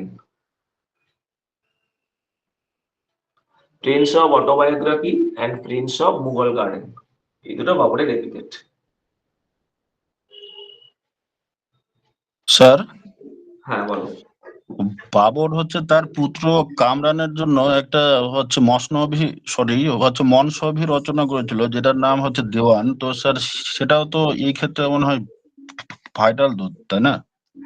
এই ইনফরমেশনের তো শেষ নেই, আমার মনে হয়েছে অতটা ভাইটাল নয়, তুমি যদি মনে রাখতে চাও রাখতে পারো, ঠিক আছে? আচ্ছা কারণ আচ্ছা। ভাইটাল আমরা কিভাবে দেখি বলো তো, যে স্টেট আমাদের ওয়েস্ট বেঙ্গল পিএসসি, অন্যান্য স্টেটের পিএসসি যে প্রশ্নপত্র, সেন্ট্রালের সিজিএল, সিএইচএসএল বা এনটিপিসি থেকে আরম্ভ করে যে পরীক্ষাগুলো হয়, বিভিন্ন জায়গায় বা বিভিন্ন ইম্পর্টেন্ট বইয়ে যে প্রশ্নগুলো আছে, তাই না, বা যে প্রশ্নগুলো এসছে সেইগুলো থেকে আমরা একটা আইডিয়া করি যে কোন জায়গাগুলো ইম্পর্টেন্ট। তো সেই ক্ষেত্রে আমার মনে হয়েছে ওটা অতটা ইম্পর্টেন্ট নয়। ওকে, আচ্ছা আচ্ছা, ঠিক আছে। আচ্ছা, এরপরে তাহলে আমরা চলে আসি হুমায়ুনে। হুমায়ুন তো সিংহাসনে বসলেন, ঠিক আছে। হুমায়ুন কথাটার মানে কি জানো? কেউ বলতে পারবে হুমায়ুন কথাটার মানে? ভাগ্যবান। সৌভাগ্য। হ্যাঁ, ও, হুমায়ুন সৌভাগ্যবান। হুমায়ুন কথাটার মানে হচ্ছে ফরচুনেট বা লাকি। হুমায়ুন মিনস ফরচুনেট বা লাকি, ঠিক আছে। এটা ছিল কিন্তু উনি সবথেকে আনলাকি ছিলেন। হুম। কিন্তু দেখো, তোমাদের রাসব্রুক উইলিয়াম, যিনি ঐতিহাসিক হিস্টোরিয়ান, রাসব্রুক উইলিয়াম বলছেন হুমায়ুনকে the problem child of Mughal empire. The problem child of Mughal empire, এটা বলছেন উইলিয়াম রাসব্রুক। অ্যাকচুয়ালি মানে হুমায়ুনের মধ্যে তো কিছু ফল্ট ছিলই, এবং স্বাভাবিকভাবেই অ্যাজ এ মানে যুদ্ধ বিশারদ বা অ্যাডমিনিস্ট্রেটর তিনি শেরশাহের থেকে বেশ কিছুটা পিছিয়ে ছিলেন। তো স্বাভাবিক কারণে সেই সময় শেরশাহ আক্রমণ করেন এবং হুমায়ুন ডিথ্রন্ড হয়ে যায় এবং মুঘল সাম্রাজ্য সাময়িকভাবে পতন হয় বলা যায়। তো হুমায়ুন থেকে খুব মানে হুমায়ুন আর শেরশাহ থেকে খুব বেশি জিনিস আমরা পড়বো তা নয়, কয়েকটা জিনিসই আমরা জাস্ট মনে রাখবো। সেটা হলো, একটা হচ্ছে হুমায়ুন নামা, ঠিক আছে। এই হুমায়ুন নামাটা কে লিখেছিলেন? হুমায়ুন নামাটা লিখছেন হুমায়ুনের যে সিস্টার গুলবদন বেগম। এই এই একটা জায়গা মনে রাখবো, হুমায়ুন নামা লিখেছিলেন গুলবদন বেগম, এই এই জায়গাটা। আচ্ছা, হুমায়ুনের আমলে প্রথম যে যুদ্ধটার সম্মুখীন হুমায়ুনকে হতে হয়েছিল সেটা হলো ব্যাটেল অফ দাউদার, ঠিক আছে, বা ব্যাটেল অফ দেওদার বলে। এই যুদ্ধটাও কিন্তু করছেন মামুদ লোদি। মামুদ লোদি এর আগে আমরা দেখেছি বাবরের কাছে হেরে গেছেন ব্যাটেল অফ গড়গড়াতে। হুমায়ুনের এগেনস্টে তিনি একটা যুদ্ধ করছেন, সেটা হচ্ছে ব্যাটেল অফ দেওদার 1532 সালে। এইটাতে মোটামুটি ভাবে হুমায়ুন পরাজিত হয়েছেন মানে না বলে মোটামুটি হুমায়ুন টিকে গেছিলেন, রক্ষা করতে পেরেছিলেন। কিন্তু এরপর যে দুটো যুদ্ধের সম্মুখীন হুমায়ুনকে হতে হলো, একটা হচ্ছে 1539 সালে ব্যাটেল অফ চৌসা, আর একটা হচ্ছে 1540 সালে পরের বছর ব্যাটেল অফ কানাউচ বা ব্যাটেল অফ বিলগ্রাম। এই দুটো যুদ্ধে কিন্তু হুমায়ুন ঠিকঠাক ভাবে কিছুই করতে পারলেন না। ব্যাটেল অফ চৌসাতে তবু তিনি সাম্রাজ্যটাকে বাঁচাতে পেরেছিলেন, যেটা 1539 হয়েছিল। কিন্তু ব্যাটেল অফ বিলগ্রামে তিনি কিন্তু হেরে গেলেন। ব্যাটেল অফ কানৌজ বা ব্যাটেল অফ বিলগ্রামে তিনি কিন্তু শেরশাহ সূরির কাছে হেরে গেলেন এবং ডিথ্রোন্ড হলেন, সিংহাসনচ্যুত হলেন তিনি। এইখানে একটা মানে মানে এক্সট্রা ইনফরমেশন আমরা মনে রাখবো যে মির্জা হায়দার কে was the chief commander of Humayun in the battle of Bilgram. অর্থাৎ ব্যাটেল অফ বিলগ্রামে যে হুমায়ুন হেরে গেলেন সেখানে মুখ্য সৈনিক মানে সেনাপতির ভূমিকায় বা চিফ কমান্ডার যিনি ছিলেন তার নাম হচ্ছে মির্জা হায়দার, এই জায়গাটা। এরপরে মোটামুটি ভাবে 1545 থেকে 1555 এই যে টাইমটা, মোটামুটি হবে 1530 থেকে 1540, তাহলে এই 10 বছর হুমায়ুন শাসন করলেন। এরপরে হুমায়ুন হেরে গেলেন, শেরশাহ সূরি এলেন 1540 থেকে 1550। এই টাইমটা মূলত শেরশাহ সূরি, এবং শেরশাহর মৃত্যুর পরেও অল্প কিছুদিন তার যা মানে মানে ছিলেন তার পরবর্তীকালে যারা রুলার তারা কিছুদিন সাম্রাজ্য করেছিলেন। হুমায়ুন সাম্রাজ্য আবার পুনরায় গিয়ে উদ্ধার করছেন 1555 সালে। তাহলে দেখো এই 15 বছর কিন্তু মুঘলরা ক্ষমতায় নেই। 1540-এ যেখানে তিনি ব্যাটেল অফ বিলগ্রাম বা ব্যাটেল অফ কনৌজে হেরে যাচ্ছেন, থেকে 1555 যখন গিয়ে তিনি ওটাকে আবার পুনরুদ্ধার করছেন। এই 15 বছর মুঘলরা কিন্তু ক্ষমতায় নেই। এই 1555-তে যে যুদ্ধটার মাধ্যমে হুমায়ুন পুনরায় পাওয়ারে কামব্যাক করলেন সেটা হলো ব্যাটেল অফ সিরহিন্দ। যুদ্ধটাকে বলা হয় ব্যাটেল অফ সিরহিন্দ, ঠিক আছে। আর যার এগেনস্টে এই যুদ্ধটা তিনি করেছিলেন শেরশাহেরই একটা মানে হচ্ছে উত্তরসূরি, তার নাম হলো সিকান্দার সুর। এটা দেওয়া আছে কি আমি দেখে নিচ্ছি। গুলবদন বেগম যেটা বললাম সেটা দেওয়া আছে।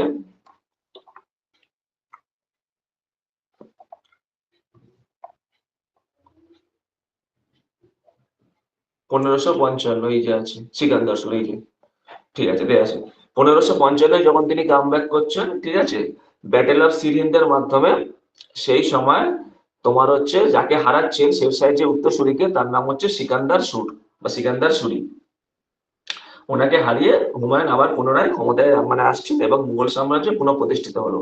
এই সময় হুমায়ুনকে সাহায্য করেছিল সেই পারস্য রুলার যার কথা বলেছিলাম, শাহ তাহমাস্প ওয়ান, ঠিক আছে, শাহ তাহমাস্প ওয়ান। উনি কিন্তু মানে হচ্ছে সেনাবাহিনী এবং স্ট্র্যাটেজি দিয়ে ওই সময় হুমায়ুনকে হেল্প করেছিলেন। আর একজন হুমায়ুনকে ওই সময় ওয়েলকাম করেছিলেন, তিনি হলেন চিতোরের রানী কর্ণাবতী, এবং তিনি হুমায়ুনকে একটা রাখি পাঠিয়েছিলেন এই সময়, ঠিক আছে। এবং হুমায়ুনও সেটাকে অ্যাকসেপ্ট করে, হুমায়ুনও হচ্ছে ওই যে কর্ণাবতীকে পুনরায় একটা রাখি পাঠিয়েছিলেন, যে মানে হচ্ছে বলা হয় যে এই যুদ্ধে মানে এই যুদ্ধে সাহায্য করার পিছনে কর্ণাবতীরও একটা ভূমিকা ছিল। তো সেই হিসাবে হুমায়ুনও সেটা অ্যাকসেপ্ট করে হুমায়ুন কিন্তু ওই চিত্রের রানী কর্ণাবতীকে একটা রাখি পাঠিয়েছিলেন ওই সময়। এটা অতটা ইম্পর্টেন্ট নয়, আমি জাস্ট বলে রাখলাম। আচ্ছা, হুমায়ুনের সময় আর্কিটেকচার বললে আমরা একটা জিনিস মনে রাখবো, দিল্লিতে উনি একটা জিনিস তৈরি করেছিলেন, সেটাকে বলে দিন-ই-পানাহ নগরী। আমি লিখে দিচ্ছি, এটা স্পেলিংটা একটু দেখে নেবে, হয়তো আমার স্পেলিংটা একটু গন্ডগোল হতে পারে, যতদূর মনে পড়ছে এরকম একটা স্পেলিং ছিল, দিন-ই-পানাহ নগরী।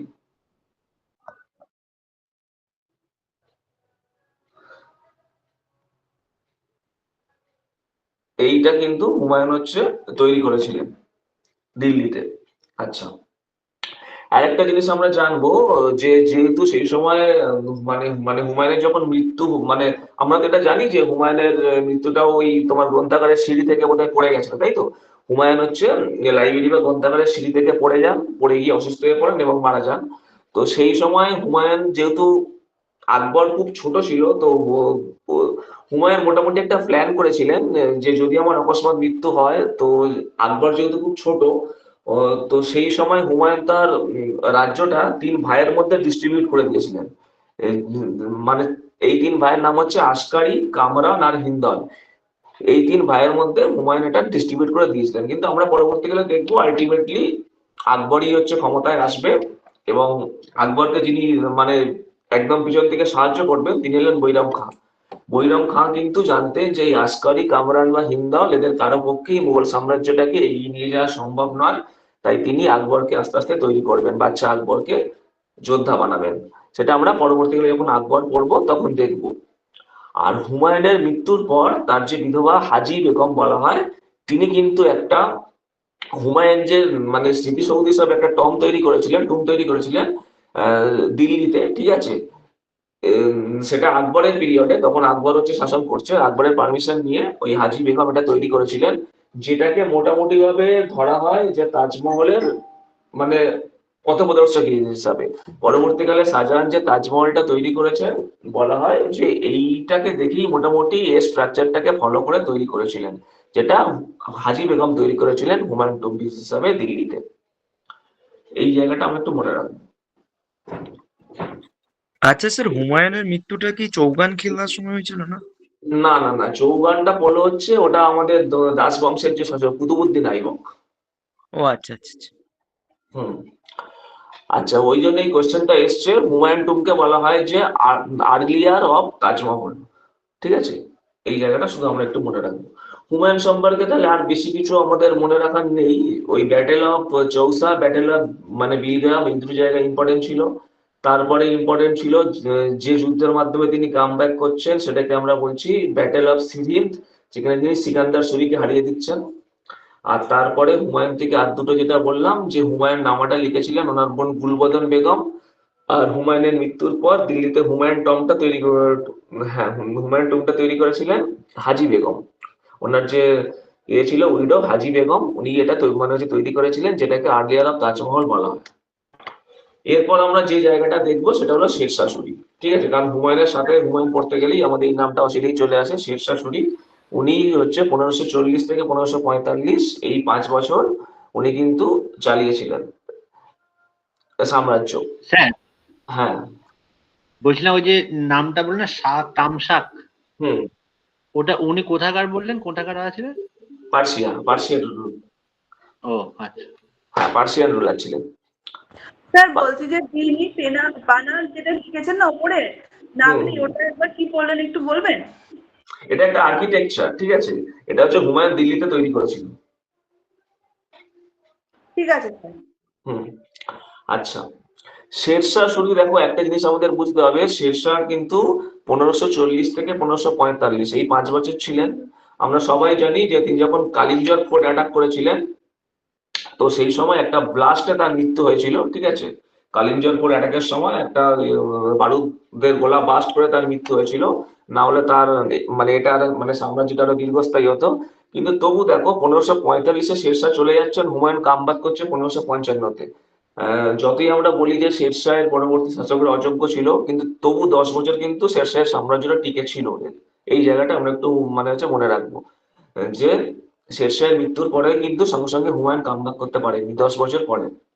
তো শেরশাহ থেকে আমরা কি কি জিনিস মনে রাখবো, ফার্স্ট এটা মনে রাখবো, শেরশাহের যে রিয়েল নেম সেটা হচ্ছে ফরিদ খান, ঠিক আছে, শেরশাহ সুরিয়ান। হ্যাঁ, এটা নিশ্চয়ই দেওয়া আছে, হ্যাঁ, কারণ এটা পরীক্ষায় এসছে। শেরশাহের যে রিয়েল নেম সেটা হচ্ছে ফরিদ খান, ঠিক আছে। আর বাহার খান বলে একজন ছিলেন, তিনি শেরশাহকে একটা টাইটেল দিয়েছিলেন, সেটা হলো শের খান। শের খান, এই শের খান টাইটেলটা শেরশাহকে দিয়েছিলেন, আমি নামটা লিখে দিচ্ছি, বাহার খান।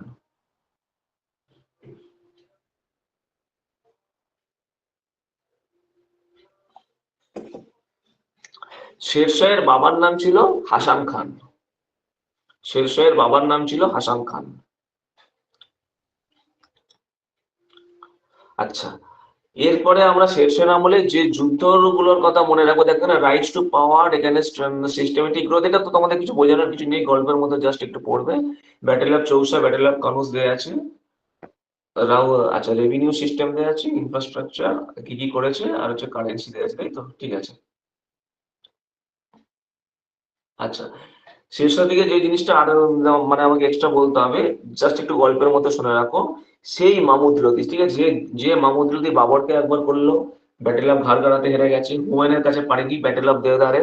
তিনি শেরশাহর সাথে একটা যুদ্ধ করেছিলেন জালাল খানকে নিয়ে, তার নাম হচ্ছে ব্যাটেল অফ সুরজগড়, 1532 সালে। 1532 সালে ব্যাটেল অফ সুরজগড়, যেখানে শেরশাহ কিন্তু জিতে গেলেন মামুদ লোদি আর জালাল খানের এগেনস্টে। শেরশাহের যিনি হিন্দু জেনারেল ছিলেন, এই প্রশ্নটা আসে, একটু মনে রাখবে, তার নাম হচ্ছে Brahmajit Gour. Brahmajit Gour was the Hindu general of Sher Shah.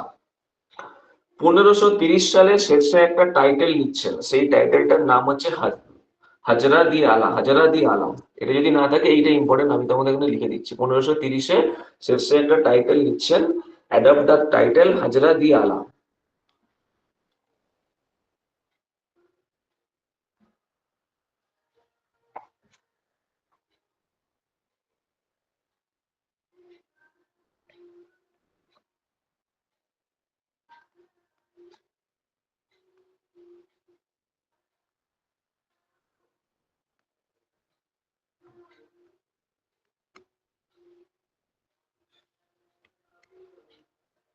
তো 1530-এ হাজারা দি আলা, এই টাইটেলটা শেরশাহ নিয়েছিলেন। আর আমরা কি মনে রাখবো, আমরা তো জানি তিনি কাবুলিয়াত এবং পাট্টা সিস্টেম ইন্ট্রোডিউস করেছিলেন। এটা অ্যাকচুয়ালি কিছুই না, এটা হচ্ছে তোমার ওই জমি জরিপ করে কতটা জমি কৃষকদের দেয়া হচ্ছে, কত পার্সেন্ট ট্যাক্স, সেটা একটা লিখিত আকারে থাকতো। আর তার রেসপেক্টে কৃষকরা একটা অঙ্গীকার করতো শেরশাহের কাছে, যে ঠিক আছে, আমি এই জমি পেয়েছি, তাহলে এই পরিমাণ ট্যাক্স বছরের শেষে বা ফসলের 1/4 বা 1/3 যেটা ছিল, এই পরিমাণ জিনিস আমি হচ্ছে দিয়ে যাবো রাজকোষে। তো এই যে চুক্তিটা, এটাই ছিল কাবুলিয়া দান পাট্টা। তো এই সিস্টেমটা শেরশাহ হচ্ছে ইন্ট্রোডিউস করেছিলেন। শেরশাহ তার গোটা রাজ্যটা যাতে ভালোভাবে তিনি শাসন করতে পারেন, সেই জন্য এটাকে 47টা পরগনায় ভাগ করে দিয়েছিলেন। আমরা তো জানি যে শেরশাহ প্রচুর মানে উন্নয়নমূলক কাজকর্ম করেছিলেন, ঘোড়ার পিঠে যে ডাক চলাচলের যে ব্যবস্থা, পথের ধারে সরাইখানা নির্মাণ, দাতব্য চিকিৎসালয় স্থাপন করা, এরকম বহু উন্নয়নমূলক কাজ তার ছিল। তার মধ্যে আরেকটা খুব মাস্টার স্ট্রোক ছিল, ভালোভাবে শাসন করার জন্য তিনি তার রাজ্যটাকে 47টা পরগনায় বিভক্ত করে দিয়েছিলেন। সেই পরগনার একজন শাসক ছিল, ঠিক আছে, তিনি দেখতেন, তিনি শেরশাহের কাছে রিপোর্ট করতেন, এর ফলে অ্যাডমিনিস্ট্রেশনটা ভালোভাবে চালানো যেত। আর যদি কয়েন ইন্ট্রোডাকশনের কথা বলা হয়, তাহলে যে জায়গাটা আমাদের মনে রাখতে হবে, শেরশাহ 3টে কয়েন ইন্ট্রোডিউস করেছিলেন, একটা গোল্ড কয়েন, একটা সিলভার কয়েন, আর একটা হচ্ছে কপার কয়েন। ওকে, কয়েনগুলো তো দেয়া আছে, দেখলাম এখানে, দাঁড়াও একবার দেখে নিতে হবে।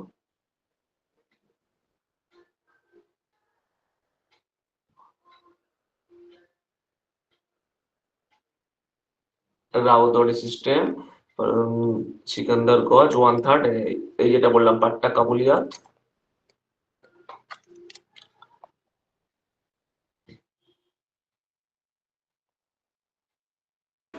স্যার ওই আচ্ছা, নিচে লেখা আছে, নিচে কারেন্ট। হ্যাঁ নিচে দেওয়া আছে তাই তো। আচ্ছা, তিনটে কয়েন তিনি ইন্ট্রোডিউস করেছিলেন। সেই তিনটে কয়েন হচ্ছে হ্যাঁ মানে এই যে দেওয়া আছে, রুপিয়াটা দেওয়া আছে, সিলভার কয়েনটা সব থেকে বেশিবার পরীক্ষায় এসছে দেওয়া আছে। এছাড়া তিনি গোল্ড কয়েন ইন্ট্রোডিউস করেছিলেন যার নাম হচ্ছে আশরাফি।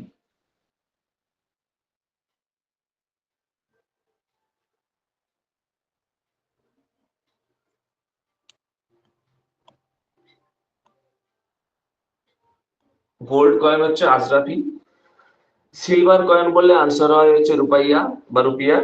আর তিনি যদি বলেন যে কপার কয়েন ইন্ট্রোডিউস করেছিলেন, তার মানে সেটা হলো দাম, দাম বলা হয়।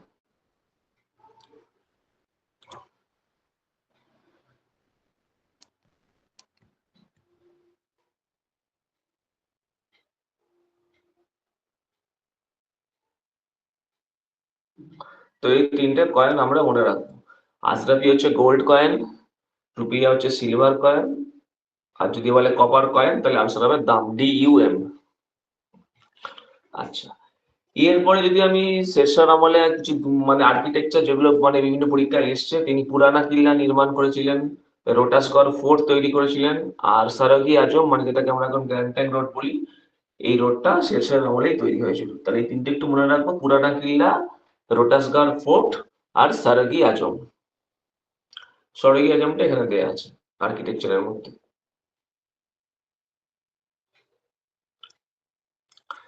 পুরানা কিল্লা এই যে মানে এই দেখা যাচ্ছে পুরানা কিল্লা, ঠিক আছে, রোটাসগড় ফোর্ট আর সরগিজমটা তো আমরা প্রত্যেকেই জানি যে গ্র্যান্ড ট্যাঙ্ক রোড যেটা বিখ্যাত, সেটা শেরশাহ হচ্ছে নির্মাণ করেছিলেন। আচ্ছা, শেরশাহ হচ্ছে মারা যাবে 1545 সালে, যেটা বলেছি, যখন তিনি কালিঞ্জর ফোর্টটাকে অ্যাটাক করছিলেন, তখন একটা মানে এক্সপ্লোশন হয় এবং এই দুর্ঘটনায় শেরশাহ কিন্তু মারা যান। তার যে টুমটা সেটা কোথায় রাখা আছে? সাসারাম। সাসারাম হচ্ছে এখন বিহারে। শেরশাহের টুমটা রাখা আছে বিহারের সাসারামে। তো ঠিক আছে, আর দেখো ল অ্যান্ড অর্ডার তো ঠিক আছে, এটা পড়ে নেবে, এখানে ইম্পর্টেন্ট কিছু নেই। শেরশাহ সম্পর্কে আর কি বলছে অ্যাডমিনিস্ট্রেটর, হ্যাঁ এই জায়গাটা একটু মনে রাখবে, বিশেষ করে যারা অপশনাল হিস্ট্রি আছে, যে পরবর্তীকালে আকবরের যে অ্যাডমিনিস্ট্রেটিভ রিফর্ম বা রেভিনিউ স্ট্রাকচার, জাপ্তি সিস্টেম, ঠিক আছে, তো বলা হয় যে এইগুলো নাকি তিনি অনেকটাই শেরশাহের কাছ থেকে অ্যাডপ্ট করেছিলেন। মানে শেরশাহর যে অ্যাডমিনিস্ট্রেশন সেটা আকবরকে খুব ইনফ্লুয়েন্স করেছিল, অনেক কিছুই তিনি এই শেরশাহ দেখানো মানে জিনিসগুলো থেকে অ্যাডপ্ট করেছিলেন, এটা একটা জায়গা। আর এখানে কিছু নেই সেরকম ভাবে, এখানে একটা দেয়া আছে, ফ্লো চার্ট দেয়া আছে। তো ঠিক আছে, তো মোটামুটি বাবর, হুমায়ুন আর শেরশাহ থেকে আমি যে জিনিসগুলো বললাম, এই জিনিসগুলো তোমরা যদি মোটামুটি একটু মনে রাখতে পারো, এর বাইরে আশা করি আর কোনো প্রশ্ন আসবে না। বাবরটা তো আমি একটু ডিটেলসে বলেছি, আর বাকি যেগুলো আছে সেইগুলো তোমরা একটু মনে রাখবে, যেটা শেরশাহ থেকে বললাম আর হুমায়ুন থেকে বললাম। বলো যদি কারো কোনো প্রশ্ন থাকে তাহলে বলো। মুঘলটা আমরা একটু মানে গল্পের ছলে এগোবো, আর যে যে জায়গাগুলো থেকে পরীক্ষায় প্রশ্ন আসে সেগুলো দেখবো। সমস্ত মুঘলগুলো আমরা একসাথে পড়বো না, তাহলে আমাদের একটু গুলিয়ে যেতে পারে, কারণ আজকের যে জিনিসটা পড়ানো হলো সেটা বাড়িতে একটু তোমাদের দেখতে হবে, টাইম তোমাদেরকে দিতেই হবে। এরপরে আমাদের যে মোটামুটি প্ল্যানিং আছে, সেখানে হচ্ছে আকবর, জাহাঙ্গীর এবং শাহজাহান, এই তিনটেকে বলা হবে। মূলত আকবর সম্পর্কে বেশি অনেক তথ্য আছে, এরপরে জাহাঙ্গীর, শাহজাহান, আর লাস্ট একটা ক্লাসে হচ্ছে আওরঙ্গজেব এবং লেটার মুঘল। তো মোটামুটি তিনটে ক্লাসে, আজকের একটা ক্লাস হলো, এরপরে আর দুটো ক্লাসে মুঘলটা মোটামুটি ভাবে শেষ হয়ে যাবে। আর এরপরে যদি মুঘলদের আর আর্ট, আর্কিটেকচার বা অন্যান্য যে জায়গাগুলো, চিত্রকলা, স্থাপত্য শিল্প, যে মানে এগুলো আছে, সেগুলো যদি লাস্ট ক্লাসে ইনক্লুড করা যায় আমি করে দেবো, আর না হলে অন্য একটা ক্লাসের শুরুতে আমি বলে দেবো। তো এই হবে আমাদের টোটাল মুঘলটাকে পড়ার স্ট্রাকচারটা। তোমাদের যদি কারো কোনো প্রশ্ন থাকে বলতে পারো। স্যার বলো। ওই লাস্টে যেটা বললেন পুরানা কিলা, সড়কি আজম, আর একটা কি বললেন? রোটাসগড় ফোর্ট। ও একটা দুর্গ তৈরি করেছিলেন।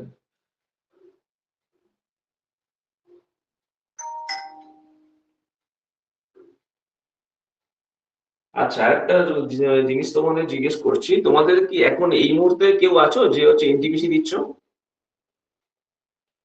হ্যাঁ স্যার, আছে পরীক্ষা। আচ্ছা, তাই তো? আচ্ছা, কবে পড়েছে পরীক্ষা? 25 তারিখ।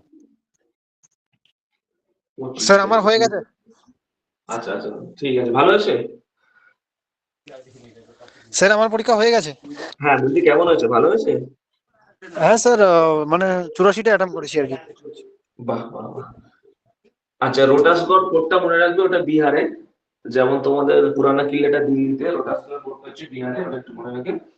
আর একজন মধ্যে আমাকে বলছিল যে রিজনিং এর কিছু ফিগার কাউন্টিং নিয়ে মানে হচ্ছে অসুবিধা হচ্ছে আমাদের, মানে হচ্ছে স্যারেদের কাউকে মানে গিয়েছে।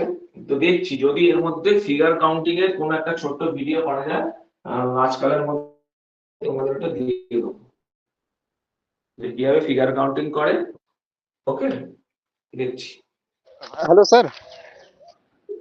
হ্যাঁ বলুন। স্যার আমার একটু মানে একটু সমস্যা হয়, রিজনিং মোটামুটি হয়, ভালোই হয়, কিন্তু ম্যাথে স্যার যেহেতু আমি মানে আমার মানে 10 স্টারে একটু মানে ম্যাথ স্যার যখন করাতো তখন ভালোই করতাম, এবং কিন্তু আমি মানে বাড়িতে এসে প্র্যাকটিস করতাম না, ওই জন্য আমার মানে একটু আলস্য ছিল সেই সময়টা, ফাঁকিবাজ ছিলাম আমি। তো ম্যাথে আমার স্কোর এখন বুঝতেও পারি খুব তাড়াতাড়ি, কিন্তু স্যার আমি বলছি যে মানে কোশ্চেনটা বুঝতে যখন এখন ইংলিশ ভার্সনে কোশ্চেন করতে হয়, মানে কোশ্চেনটা বুঝতে একটু টাইম লাগে, তো ওটার জন্য আচ্ছা, কি করে একটু মানে একটু তাড়াতাড়ি করা যায় আর কি। মানে তোমার অঙ্কটা পড়ে বুঝতে একটু মানে মানে হ্যাঁ লাগে। স্যার, হ্যাঁ হ্যাঁ। এইটা দেখো কি বলি বলো তো, মানে যারা বাংলায় করে অভ্যস্ত, ইংলিশে অঙ্ক যদি বুঝতে টাইম লাগে, তোমাকে প্র্যাকটিসই করতে হবে, এর কোনো শর্টকাট আর নেই। তোমাকে বারংবার ওই ইংলিশ অঙ্কগুলো পড়ে পড়ে প্র্যাকটিস করতে হবে। যদি বলতো অঙ্ক করার শর্টকাট, তাহলে আমি বলে দিতাম কিছু কিছু, কিন্তু অঙ্ক বোঝার শর্টকাট তো ওইভাবে কিছু নেই। তোমাকে মানে যে মানে যতটা সম্ভব পারো বিভিন্ন জায়গা থেকে মানে ইংলিশ ভার্সনে দেওয়া অঙ্কগুলো একটুখানি এক জায়গায় করে বোঝার চেষ্টা করো, ঠিক আছে? মানে একমাত্র ওই প্র্যাকটিস করতে করতেই কিন্তু এই ফ্লুয়েন্সিটা বাড়বে। আর মানে এমনি অঙ্ক করার শর্টকাট ট্রিক্স তো বিভিন্ন মানে টাইমে অঙ্ক করতে করতে আমি কিছু বলেছি, আরো সেগুলো বলে দেবো। সিম্পলিফিকেশনের একটা ক্লাস নিতে হবে, অনেকদিন ধরে আমাকে একজন বলেছিল, ঠিক আছে? তো সেটাও আমার মাথায় আছে, সিম্পলিফিকেশনের ক্লাস মানে হচ্ছে রাখবো।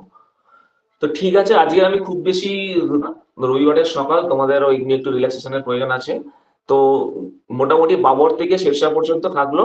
এর পরের যে মুঘলের ক্লাসটা, সেখানে আমরা আকবর থেকে শুরু করব, কেমন? আচ্ছা, অন্য একটা কোশ্চেন করি। হ্যাঁ বলো। বলছি যে পিকক থন যেটা ছিল, সেটাতে কি এই কোহিনূর ডায়মন্ডটাই ছিল? হ্যাঁ হ্যাঁ ছিল, আচ্ছা ছিল ছিল ছিল। আচ্ছা স্যার। স্যার ওইটা যখন নিয়ে গেছিল, সেদিন নিয়ে চলে গেছিল। হ্যাঁ বলো। এই কোহিনূর ডায়মন্ড নিয়ে মনে পড়লো, কোহিনূর ডায়মন্ডটা মানে প্রত্যেক যে সম্রাটরা পেয়েছিল সবাই ওই কেটে কেটে ছোট করতে করতে করতে তো একদম সাইড ছোট করে হ্যাঁ, দিয়েছে। প্রচুর খণ্ডে এটাকে ভাগ হয়ে গেছিল, অনেকগুলো খণ্ডে ভাগ হয়ে গেছিল এটাকে, এবং সেই খণ্ডগুলো বিভিন্ন জায়গায় ছড়িয়ে গেছিল আস্তে আস্তে। ঠিক। তাহলে মেন যেটা, ওটা কি এখনো পর্যন্ত বাকিংহাম প্যালেসে আছে নাকি ওটা নেই আর? এটা তো আমি বলতে পারবো না, ঠিক আছে, বাকিংহাম প্যালেসে আছে কিনা। এটা একমাত্র ব্রিটেন মানে যে ব্রিটিশ সরকার, মানে হচ্ছে ওনারাই এক্সাক্ট ইনফরমেশন দিতে পারবে। আদৌ আসলটা আছে, আসলটা চুরি হয়ে গেছে, নকলটা আছে, ঠিক আছে, এক্সাক্ট আমার পক্ষে বলা সম্ভব না। স্যার এমনটাও তো বলে যে ওইটা বাকিংহাম প্যালেসে যাওয়ার পরেই নাকি ব্রিটেনের অবনতি শুরু হয়ে গেছে। হ্যাঁ, ওইটার তো একটা হিস্ট্রি আছে। আমি ওইটার মানে গল্পটা দেখি একটা ক্লাসে, ওই ক্লাস নষ্ট করে লাভ নেই এসবের জন্য। যাদের হিস্ট্রির গল্প শুনতে ভালো, তাদের ঠিক আছে, যাদের গল্প অতটা ভালো লাগে না, তাহলে তো মনে হবে ক্লাসের টাইম ওয়েস্ট হচ্ছে। তো আমি একটা গল্পের মতো করে দিয়ে দেবো ওটা। স্যার আমার ইন্টারেস্ট ছিল বলে মানে দেখেছিলাম আর কি হিস্ট্রিটা। হ্যাঁ হ্যাঁ, ওটা মিউজিয়ামে রাখা আছে সম্ভবত এখন, ঠিক আছে। ওটা নিয়ে একটা গল্প বলে দেবো যে ওই কোহিনূর ডায়মন্ড কিভাবে একটা হাত থেকে আরেকটা হাতে গেছে, এবং যার কাছে গেছে তারই হচ্ছে ভাগ্য খারাপ হতে শুরু করেছে। খুব কাকতালীয় হলো এটা, সত্যি, মানে হিস্ট্রি অন্তত তাই বলে। ঠিক আছে, তাহলে আজকের আমি ক্লাসটা এখানে এন্ড করলাম। ভূগোল ক্লাসের শুরুটা তোমাদের কেমন লাগলো একটু মানে জানিও কমেন্ট করে, ঠিক আছে? এরপরেও খুব ইন্টারেস্টিং অসংখ্য ধন্যবাদ স্যার, খুবই সুন্দর হ্যাঁ, লেগেছে। আচ্ছা আচ্ছা, ঠিক আছে, থ্যাংক ইউ।